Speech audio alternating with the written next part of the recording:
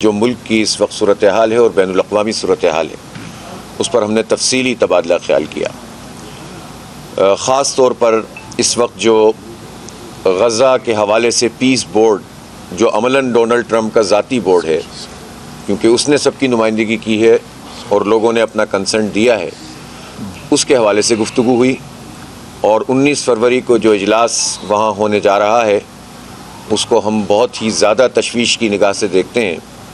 کہ UN کے ایک پلیٹ فارم کی موجودگی میں، ایک ایسا پلیٹ فارم جس پر ایک ملک کے سربراہ کی حیثیت کو سب نے تسلیم کر لیا ہو، اس میں پاکستان جیسے ملک کی شرکت، وہ پاکستان جس نے کبھی بھی اسرائیل کو تسلیم نہیں کیا ہو اور قائد اعظم سے لے کر آج تک ہماری یہ پالیسی چل رہی ہو، اور نہ صرف یہ کہ اس کا ممبر بننا گوارا کر لیا بلکہ اس کی میٹنگ میں بھی شریک ہو رہے ہیں، جبکہ 2 دن پہلے نیتن یاہو نے بھی اس کا حصہ بننے پر آمادگی ظاہر کی ہے اور سائن کر دیے ہیں۔ اور ہمارا یہ سوال پوری قوم سے ہے اور سب سے پہلے وزیر اعظم سے ہے کہ نیتن یاہو خود یا اس کا کوئی نمائندہ وہاں اگر موجود ہوگا تو پاکستان کے وزیر اعظم صاحب یا ان کا نمائندہ اگر ٹرمپ کی چھتری تلے بیٹھیں گے تو کیا آپ پیش رفت کر رہے ہیں اسرائیل کو تسلیم کرنے کی طرف؟ آپ کے پاس کیا دلیل ہے سوائے اس کے کہ آپ کہیں کہ UN میں بھی تو ہم بیٹھتے ہیں، تو UN میں تو ہم بائیکاٹ کرتے ہیں، اور UN ایک انٹرنیشنل فورم ہے، ایک چارٹر کے تحت ہے، کسی ایک فرد کا بنایا ہوا فورم نہیں ہے، اس لیے یہ دلیل تو ویسے ہی مناسب نہیں ہے۔ دوسری بات یہ ہے اسی سے متصل کہ جو انٹرنیشنل اسٹیبلائزیشن فورس ہے جس کے بارے میں بہت سارے ممالک کو کہا گیا ہے کہ وہ اس کا حصہ بنے اور پاکستان سے بھی کہا گیا ہے، اگرچہ کہ حکومت بار بار یہ بات کہہ رہی ہے کہ ہم نے ابھی فیصلہ نہیں کیا، لیکن ہمیں خدشہ ہے کہ جب اس طرح کے بورڈ میں آپ بیٹھیں گے اور اتنے دباؤ کے ساتھ بیٹھیں گے تو پھر اس کے بعد اگر وہاں یہ بات طے ہوتی ہے کہ اس کا حصہ بننا ہے تو آپ کا فیصلہ کیا ہوگا؟ لہٰذا کسی صورت بھی یہ تسلیم نہیں کیا جا سکتا کہ پاکستان کی افواج ISF کا حصہ بنے، اس لیے کہ اگر غزہ میں کوئی فوج جائے گی تو وہ اسرائیل سے تو لڑے گی نہیں، وہ تو ٹرمپ کے اور نیتن یاہو کے اس ایجنڈے کو پورا کرے گی کہ جس میں حماس کو ڈسارم کرنا مطلوب اور مقصود ہے۔ اسی کے ساتھ یہ بات بہت اہم ہے کہ جو اصل فریق ہے اس سے تو کوئی بات نہ کرے، اس کو کوئی شامل نہ کرے، حتیٰ یہ کہ حماس تو حماس خود جو وہاں کی فلسطین اتھارٹی ہے اس تک کو شامل نہ کریں اور امن کی بات کریں، یہ کیسے ممکن ہے؟ اور پاکستان اتنا، یعنی اس کو تو سفارتکاری کے اعتبار سے بھی ایک بہت ہی خراب قسم کا آئیڈیا کہا جائے گا کہ آپ ایسے عمل کا شریک ہو جائیں کہ جس میں فریق ہی موجود نہ ہو، تو لہٰذا اس کو قبول نہیں کیا جا سکتا۔ اسی طرح سے ہم نے پاکستان میں امن کے حوالے سے خیبر پختونخوا اور بلوچستان میں اس وقت بدامنی کی جو صورتحال ہے اس پر بات کی ہے، اور اسی طرح افغانستان کے ساتھ اپنے تعلقات کو بہتر بنانے کے لیے جو کردار بھی ادا کیا جا سکتا ہے وہ کرنا چاہیے، اور پاکستان کو کسی بھی صورت میں کسی ایسی جنگ میں نہیں جانا چاہیے جس کا فائدہ پاکستان اور افغانستان کے عوام کو نہیں بلکہ بین الاقوامی قوتوں کو ہوگا۔ چنانچہ ہماری ساری گفتگو کے بعد ہم اس نتیجے پر پہنچے ہیں کہ مشاورت کا عمل بھی جاری رہے گا اور اس کے ساتھ ساتھ اقدامات بھی انشاءاللہ ہم کریں گے، اور آنے والے دنوں میں اگر حکومت اپنے رویے پر نظر ثانی نہیں کرتی تو پھر اس کے بعد عوامی سطح پر بھی ہم بہت بڑی جو ہے وہ سرگرمیاں منعقد کریں گے، اور یہ پورے پاکستانی قوم کو بھی اس میں شریک کریں گے، اور اس کے ساتھ ساتھ دینی طبقات کو اور ہر اس باضمیر فرد کو جو کسی بھی جماعت سے تعلق رکھتا ہو اور اس ایجنڈے پر ہمارے ساتھ اتفاق کر سکتا ہو، اس کو بھی شریک کریں گے۔ تو یہ آج کی اس پوری نشست میں گفتگو ہوئی ہے۔ میں مولانا فضل الرحمان صاحب سے ہی گزارش کروں گا کہ تفصیل سے ارشاد بھی فرمائیں اور آپ اپنی جو ہے وہ میڈیا کے سامنے اپنی گفتگو بھی رکھیں۔ بسم اللہ الرحمن الرحیم۔ بالکل میں انڈورس کرتا ہوں جناب حافظ نعیم الرحمان صاحب کی پوری گفتگو کو اور ان کے تمام نکات کو۔ 19 فروری کو جو ٹرمپ کے بنائے ہوئے بورڈ آف پیس کا اجلاس ہونے جا رہا ہے، تو ایک تو ہم اس پہ اتفاق کر رہے ہیں کہ یہ اقوام متحدہ کو بائی پاس کرنے کا ایک عمل ہے اور اس کے متوازی دنیا کو ایک نیا نظام دینے کی کوشش ہے جو عالمی ادارے کی اہمیت کو ختم کر رہا ہے، اس کی افادیت کو چیلنج کر رہا ہے، اور پھر ہماری حکومت پارلیمنٹ کے فلور پر کہہ چکی ہے کہ 20 نکات میں اور اس ایجنڈے میں تبدیلی لائی گئی تھی، اس کے ایجنڈے پر اعتراض کرنے کے باوجود اس فورم پر جانا اور اس میں شریک ہونا، یہ کسی قیمت پر بھی سفارتی حوالے سے جائز امر نہیں ہو سکتا۔ اسی طریقے سے اگر نیتنیاہو جو غاصب بھی ہے، قاتل بھی ہے، سفاک بھی ہے، اور گزشتہ 2-3 سالوں میں 70,000 سے زیادہ فلسطینیوں کو شہید کیا گیا، ان کا خون بہایا گیا، 1.5 لاکھ سے زیادہ لوگوں کو بے گھر کر دیا گیا، اور ہر چند کے وہاں پر نام تو قیام امن کا ہے، اور ہمارے حکمران بھی کہتے ہیں ہم تو امن آج آپ کو یاد آ گیا جب ان پر سب کوئی گزر چکی ہے، جب وہ کھنڈر بن گئے ہیں، جب ان کی لاشیں جو ہیں وہ ملبوں کے نیچے دبی ہوئی ہیں ابھی تک، جہاں کے بچوں کو، جہاں کے ماؤں بہنوں کو، جہاں کے بزرگوں کو جنازے تک نصیب نہیں ہو سکے۔ آج ہم اس سفاک کے ساتھ جا کر کہتے ہیں کہ ہم امن کے لیے جا رہے ہیں۔ آپ نے کوئی ہاتھ نہیں روکا ان کا، اور اسلامی برادری سے بھی ہم اپیل کرتے ہیں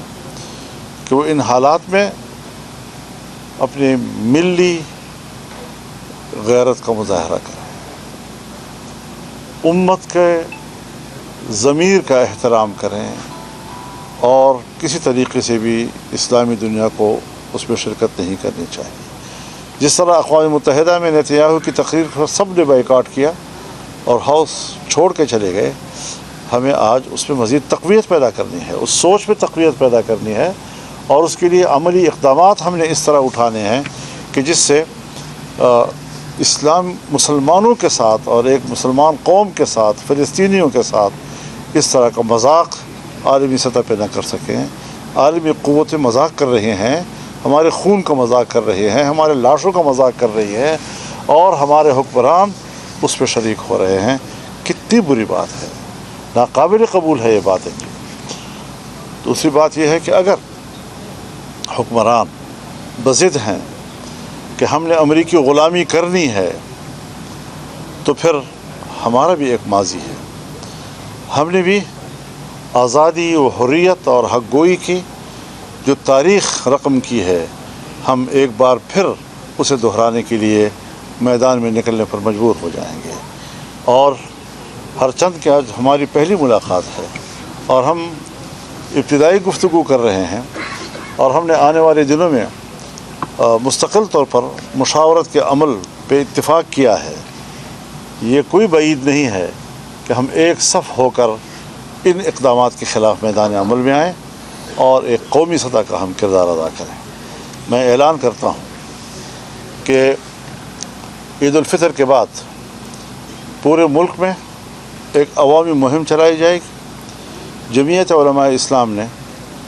12 اپریل کو مردان میں ملین مارچ کا اعلان کر دیا ہے، اور اس طرح ہم چاروں صوبوں میں جائیں گے، اور ہم صوبوں کے امن و امان کے حوالے سے بھی ظاہر ہے ان کے حقوق ہیں، اور وہاں کے وسائل پر ان کا حق ہے۔ جب چوری چھپے کوئی بین الاقوامی قوت زبردستی ان کے حق پہ قبضہ کرے گا، یا ہمارے کوئی ادارے وہاں کے عوام کے، وہاں کے بچوں کے حقوق پہ قبضہ کریں گے، تو ظاہر ہے کہ اس سے رد عمل ابھرے گا۔ اور ابھی تک عام آدمی کو چھوٹے صوبوں میں ان کے وسائل اور ان کے حقوق کے حوالے سے ہمارے حکمران، ہماری اسٹیبلشمنٹ، ہماری بیوروکریسی وہ مطمئن نہیں کر سکی ہے۔ یہ سب چیزیں وہ ہیں کہ جو بدامنی کے لیے عوامل بن رہے ہیں، اور یہ کہ پاکستان ایک دفعہ فلسطینیوں کا قتل عام کر چکا ہے، اور فلسطینیوں نے وہ بھولا نہیں ہے۔ کیا ہم دوبارہ جائیں گے؟ کیا ہم وہاں پر اسرائیلی فوج کے ساتھ مل کر کنٹرول سنبھالیں گے؟ اور ہم نے وہاں جنگ لڑنی ہوگی، اس لیے کہ ہم نے حماس کو غیر مسلح کرنا ہے۔ جب آپ حماس کو غیر مسلح کریں گے تو آپ طاقت استعمال کریں گے، تو وہ طاقت کس کے خلاف استعمال ہوگی؟ وہ فلسطینی کے خلاف استعمال ہوگی، وہ ایک مسلمان کے خلاف استعمال ہوگی، اور اسرائیل کے شانہ بشانہ پاکستان کو کھڑا کرنا ہوگا۔ تو اس حوالے سے ہم کسی قسم کی کوئی ایسی مہلت حکومت کو دینے کے لیے تیار نہیں ہیں کہ وہ تمام سفارتی آداب، قواعد و ضوابط اور اصول کو پامال کر کے عالمی قوتوں کی پروکسی بننے کی کوشش کرے۔ ہم آزاد ملک ہیں، خود مختار ہیں، اور ایک آزاد قوم کی نمائندگی اگر وہ کرنا چاہتے ہیں تو پھر ان کو اپنے اطوار بدلنے ہوں گے، اور ان اطوار کے ساتھ ہم حکومت کو پھر چلنے نہیں دیں گے۔ ہم واضح طور پر اپنا موقف سامنے لا رہے ہیں، اور ہم دیگر جماعتوں کے ساتھ بھی جو ہمارے ہم خیال ہیں، ہمارے ہم فکر ہیں، اور ہم یہ بھی چاہتے ہیں کہ پاکستان کی ایک ناکام سفارتی کہ انڈیا سے بھی دشمنی، افغانستان کی طرف سے بھی ہم دشمنی، چائنا بھی ناراض، ایران سے بھی ہمارے تعلقات تحفظات کے دباؤ میں، اور آج امریکہ ایران پر بھی حملہ کرنے کی طرف جا رہا ہے، وہاں براہ راست کارروائی کی باتیں ہو رہی ہیں، اور افغانستان میں روس اور چین کی سرمایہ کاری ایک لمحے کے لیے امریکہ کو قبول نہیں ہے، اس کے لیے وہ پاکستان کو بطور پراکسی استعمال کرنا چاہتا ہے۔ تو ہمیں اس حوالے سے گرد و پیش کے تعلقات کو دیکھنا ہوگا، سفارتی حوالے سے ہمیں اس کے لیے اپنی پالیسی میں تبدیلیاں لانی ہوں گی۔ ہم افغانستان کی حکومت سے بھی کہنا چاہتے ہیں کہ پاکستان کے ساتھ بہتر تعلقات کے لیے وہ اقدامات کریں، بات چیت کا راستہ اختیار کریں، اور اگر ملک کے اندر ایسے لوگ ہیں کہ جو دونوں ملکوں کے درمیان تعلقات کی بہتری کے لیے کردار ادا کر سکتے ہیں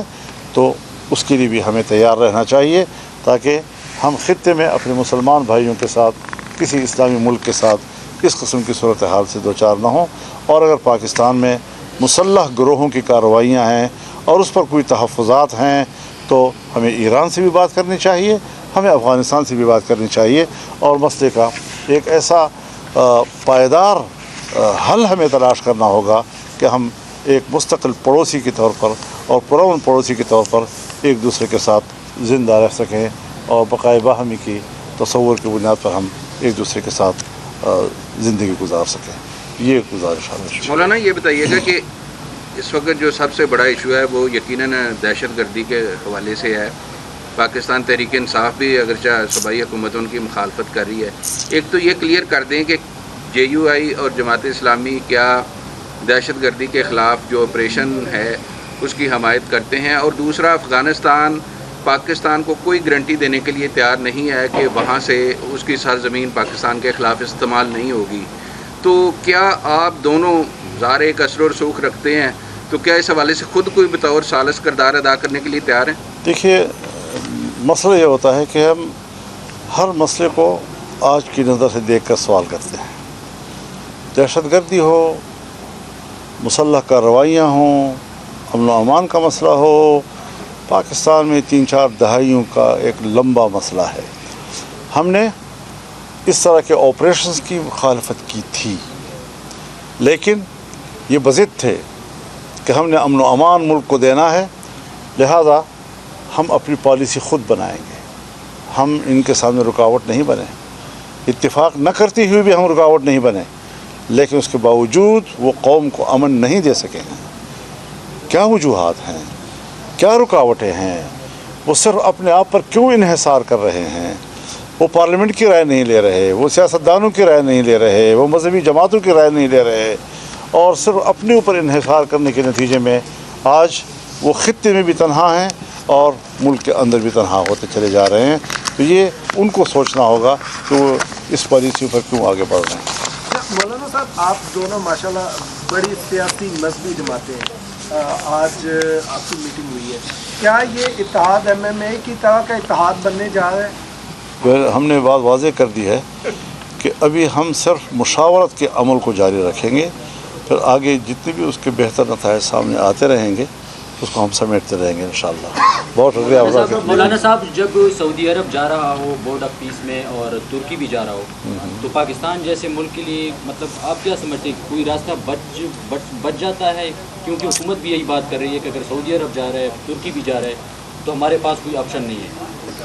تو کیا ہم تمام معاملات میں ان کی پیروی کرتے ہیں؟ کیا ہم ایک آزاد ملک کی حیثیت سے اپنا موقف نہیں رکھتے؟ ہم نے عالمی جو دنیا میں جو کچھ ہو رہا ہے اس کے دباؤ میں آ کر فیصلے کرنے ہوتے ہیں. پاکستان لیڈنگ پوزیشن میں ہے، قیادت کرنے والا ملک ہے. وہ سعودی عرب کو بھی کنونس کر سکتا ہے، وہ ترکی کو بھی کنونس کر سکتا ہے، اور اس کی رائے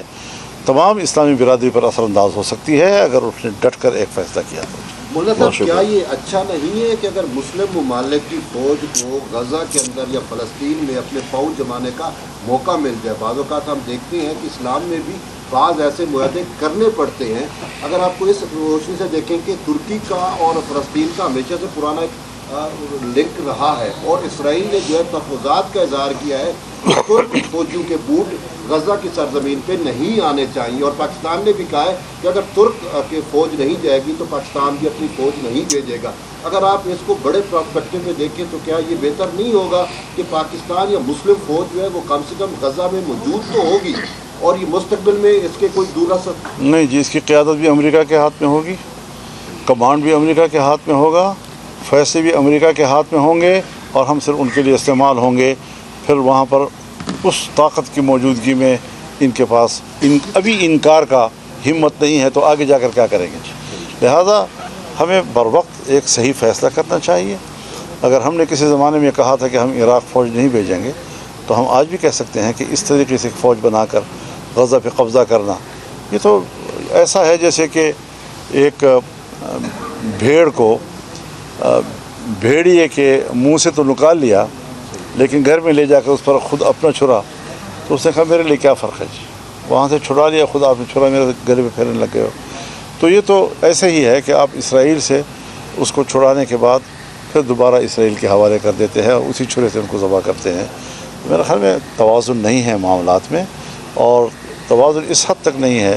کہ پھر ہمیں امت مسلمہ اور پاکستانی قوم کے ضمیر کے مطابق اپنی بھرپور آواز بلند کرنی ہوگی. بہت شکریہ جناب.